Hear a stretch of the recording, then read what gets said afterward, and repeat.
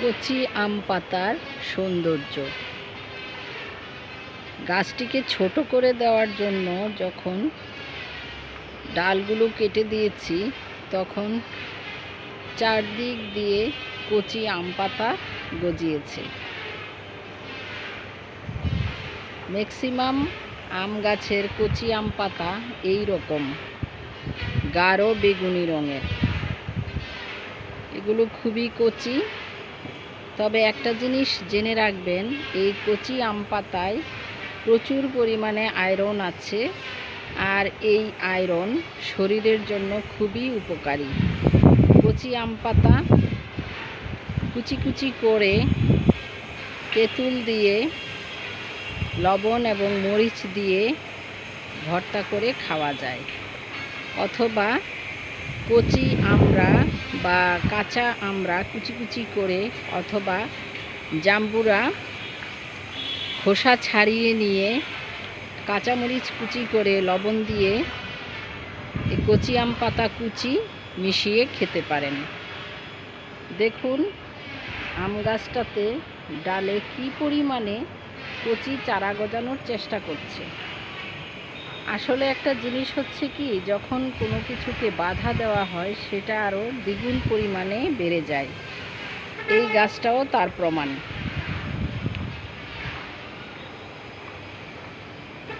আমি ছাদ বাগানের অপরাজিতা গাছগুলোকে যখন ছেটে দিতাম, প্রচুর পরিমাণে আগা বের হতো, কচি মুকুল বের হয়। এই আম গাছেরও সেম অবস্থা।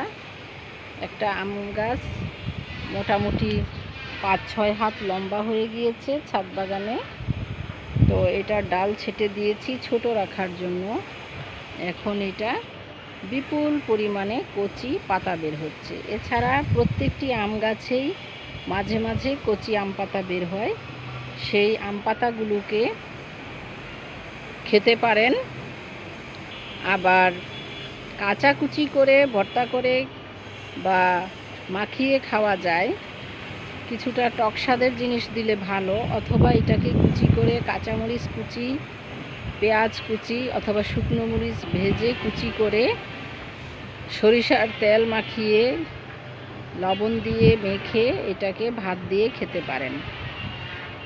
আর যদি কেউ সিদ্ধ করে খেতে চান, তাহলে এটাকে সিদ্ধ করে নিয়ে পাটায় বেটে, এরপর মরিচ, লবণ, পেঁয়াজ কুচি তেলে ভেজে তারপরে এই ভর্তাটাকে ভেজে খেতে পারেন। তবে কাঁচা খেলে সবচেয়ে উপকার।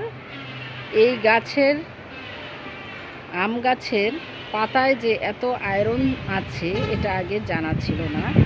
আমি বেশ কয়েকদিন ধরে, অনেক দিন ধরেই খাচ্ছি।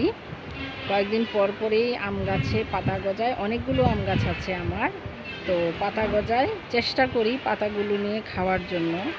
অনেক সময় বাসায় থাকি না, দেরি হয়ে যায় বাসায় ফিরতে, কর্মস্থল থেকে গাছের পাতাগুলো বড় হয়ে যায়, খেয়াল না করলে বড় হয়ে যায়।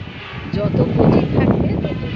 এই যে সামনের যে ডালটা, এইটা আগাটা ভেঙে নিয়ে খাওয়ার মতো উপযোগী হয়েছে। আজকে জানলেন, আমার আগেও ভিডিও দেওয়া আছে। যারা এই গাছটিকে কষ মনে করেন বা এই পাতাগুলোকে মনে করেন যে খেতে বিস্বাদ, তারপরেও কিন্তু এটা প্রচুর উপকার করবে, পেটের উপকার করবে, কৃমি দূর করবে এবং আয়রনের ঘাটতি পূরণ করবে।